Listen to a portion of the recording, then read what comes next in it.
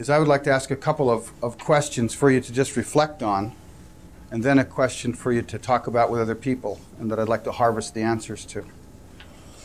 The first question is there anything that you know about yourself as a human being, or about anything about the world that you know without having learned it?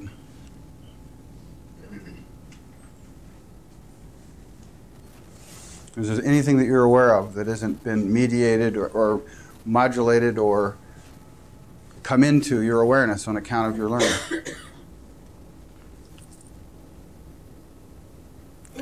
Secondly, yeah, I don't think so. Secondly, is there anything that you've learned that you think's more valuable to your life than your capacity for learning?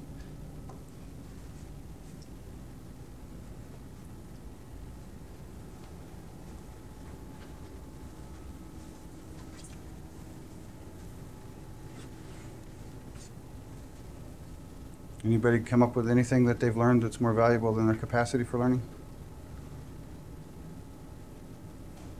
Yeah, I think it'd be hard to argue that there is such a thing. And yet the whole educational system is oriented as if it is. The entire education system is designed as if what we learn is more important than our capacities for learning. It's arguably designed to produce knowers. It creates a setting in which the value placed on the knowledge, skills, and experiences is a greater value than what's placed on the capacities for learning. The whole system's 180 degrees out of phase. And that's what we really want to talk about. Because if we can get at that, then we can have a conversation about technology. We can talk about a number of other things. And if we can't get at that, then we just keep pushing around the same stuff in the same paradigm.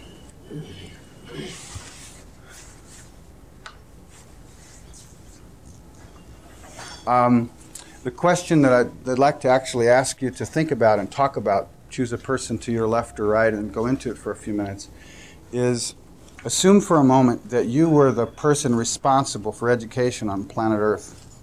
You're the one. You're responsible.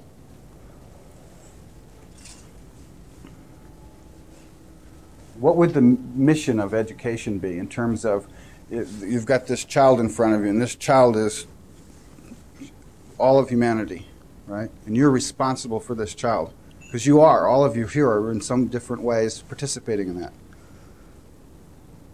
So being responsible for this child, and this child is the whole world, what's the mission of education?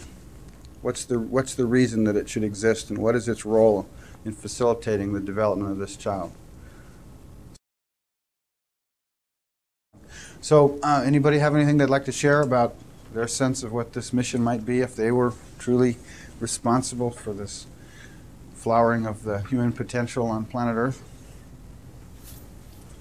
I mean, it's kind of an awesome responsibility, but you got it whether you want it or not, given where you work. Yes? Yeah, a couple of thoughts we had was that we want to help the folks to be able to question and to learn, but beyond that, to help create the thirst for learning. Okay. Help create the thirst for learning.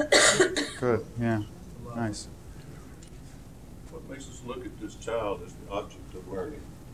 Why don't we look at this with the child as the learning system? Excellent. Yeah, we're going to get to that because there is no such thing as an individual learning in an isolated sense. That's right. That's right. No, the theme of our work is mutually learning-oriented relationships. Okay, so I mean, thank you. That's appreciated. I want to start here because it's helpful with focusing, and yet you're right. We can't isolate this way. But in a way, I mean, in terms of a generation learning from another generation to facilitate that generation, we have that responsibility. Anybody else? The discovery has to go beyond current. But the process is to create the thirst for discovery. Do we have to create that thirst? Or does that thirst exist? I think it probably exists, except that we've learned to smother it. Right. Now, how have we done that? By thinking we teach, by thinking we have learned.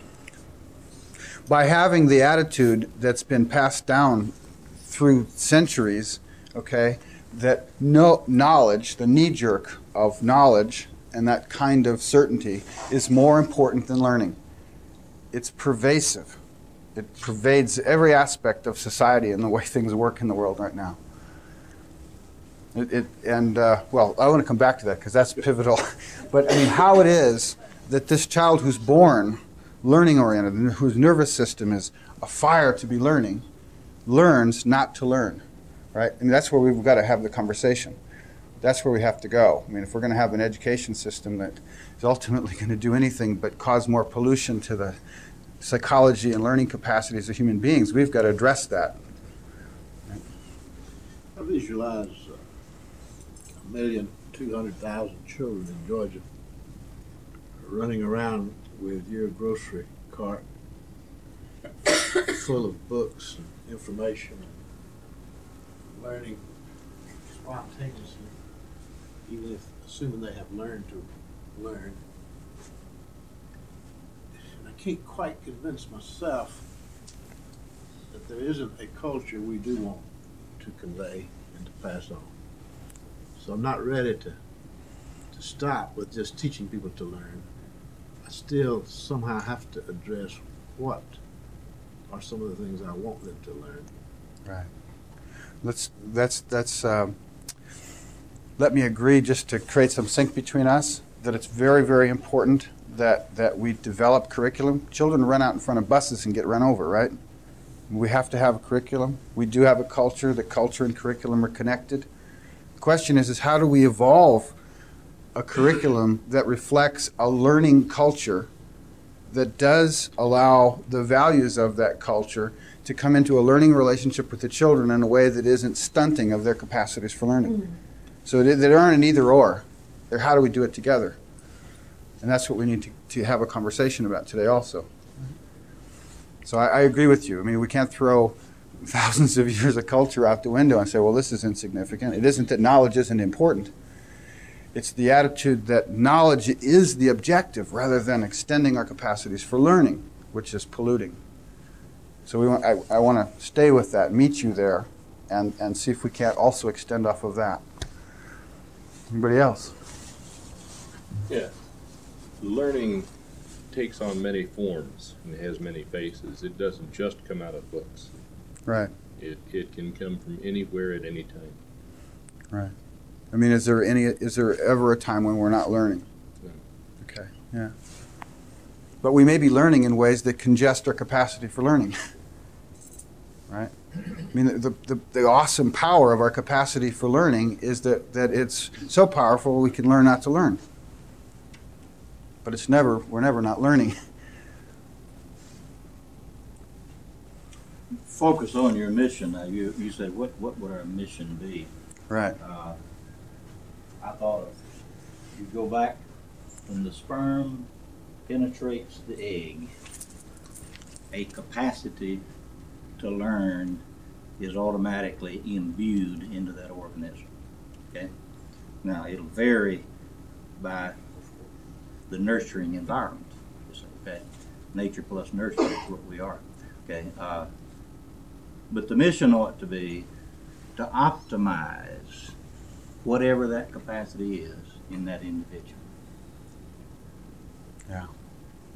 Yeah. I mean, I agree with that. That's very nicely said, that our capacities for our learning, we have to learn not to have them shut down by our environments. But I don't think that we have to create. This learning to learn thing scares me at times. The notion that we have to learn how to learn. I've never seen a baby, I've never seen a child that wasn't in every movement of its little hands, of its voice, of the way its eyes are moving, his eyes or her eyes are moving around, isn't in everything learning. Until they learn that learning is something they're not supposed to be doing in myriad, millions of little ways that cause them to congest up and that constrains or contains their capacity for learning. Let me come back to, is there anybody else? Anybody else that wants to add something to what we talked about?